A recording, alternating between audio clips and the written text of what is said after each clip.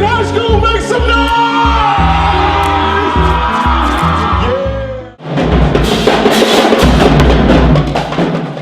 Don't let anybody tell you no.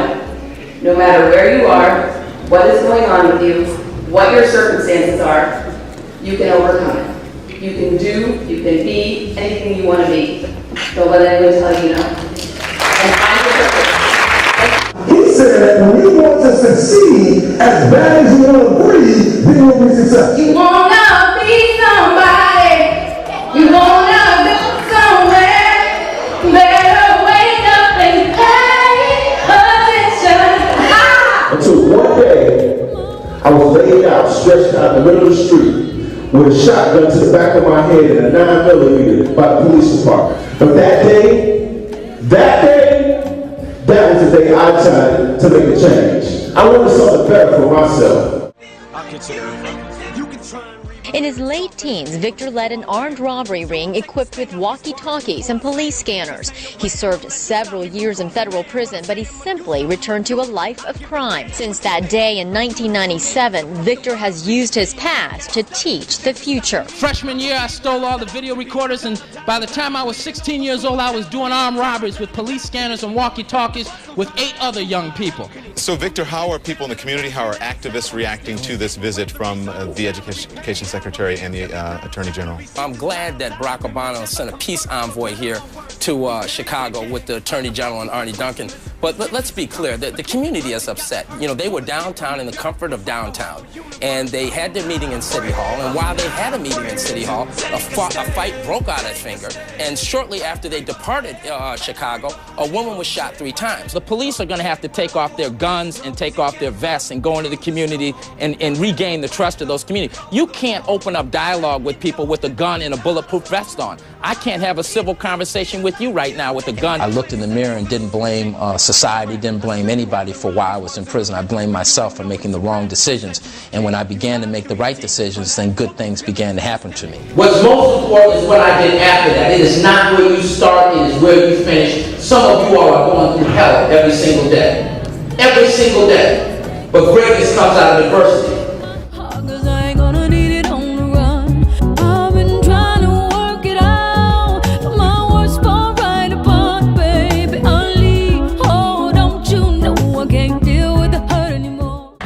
I refuse to give up.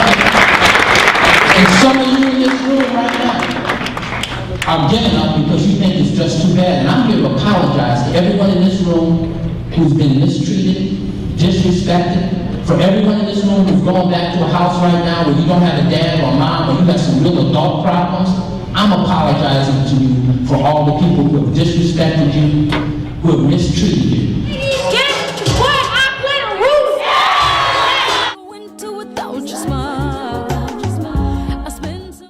Aretha Franklin was a high school dropout. Greatness comes out of adversity. Everyone in this room wants to be something. That's why we go home and watch BET and MTV. You all want to be something. I'm going to tell you how to get it.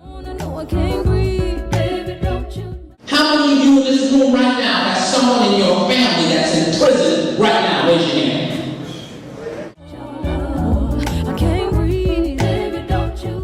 There was a little girl at the detention center in Chicago. She couldn't get along with school. The principal asked me to talk to her, and I said, "What's wrong, dog?" She said, "My uncle's been raping me since I was 9 years old." And I'm going to tell you right now, if there's any girl in this audience right now that has somebody that's doing something to them or abusing them, you come tell me.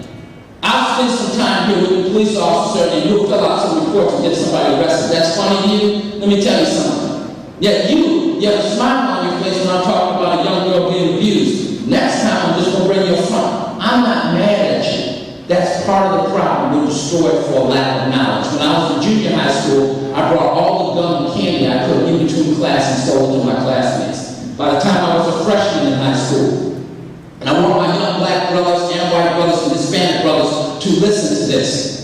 Because you can be a criminal if you want to, but you are going to go to prison. The Secret Service arrested me, the people that protect the president. You will not get away with being a criminal.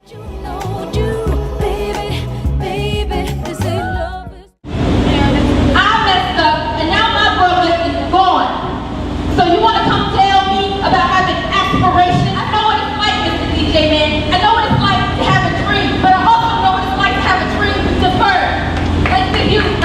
If you think you're nothing and hang around people that are nothing, you will be nothing. I couldn't have got to the airport if I had a bunch of bags in my hand trying to catch a plane. You have to drop excess baggage in your life. Y'all call them haters. Drop them. And some of the most negative people in your life can be people in your own house. But nothing succeeds like success. You got people that don't like you, you don't have to get a gun to beat them up. Be successful. They'll see you. They will see you. How many of you guys think it would be really cool to have someone pay you to go to school? Right? How many people in this room, based on what you've heard already, would like to be a part of that group? Raise your hand. Okay. All right.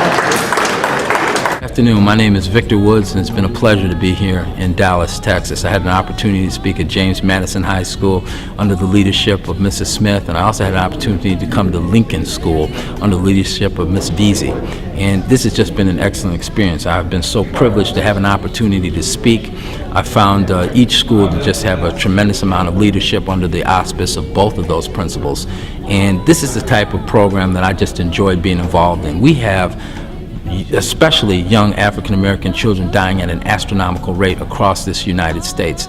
And I was brought here by a young man by the name of Oaz, who has a recycling company here, who just thought enough of me and thought enough of his community to bring me here to try to make a difference. And where I don't think that I change anyone's life, I think that I can help redirect lives. So I just want to say again that it's been such a pleasure to be in Dallas, Texas. It's been such a pleasure to be a part of this movement. And this is the exact type of thing that we need in the educational system. We need a new breath of fresh air, and we need to bring examples of people and think outside the box, because we are just losing a generation of young people. And rather than romanticize, philosophize, and pontificate on this matter, I had an opportunity to work with some people today that actually are making a difference and doing something. And I want to applaud both principals for having the courage to step forward and think outside the box and do some things that were meaningful, because as my grandmother said, the truth is in the pudding. Don't be about it or talk about it, be about it.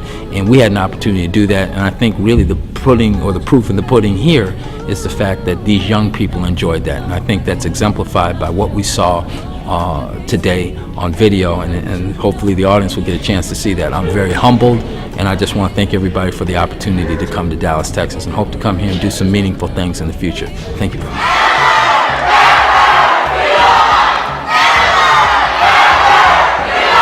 Thank you very much.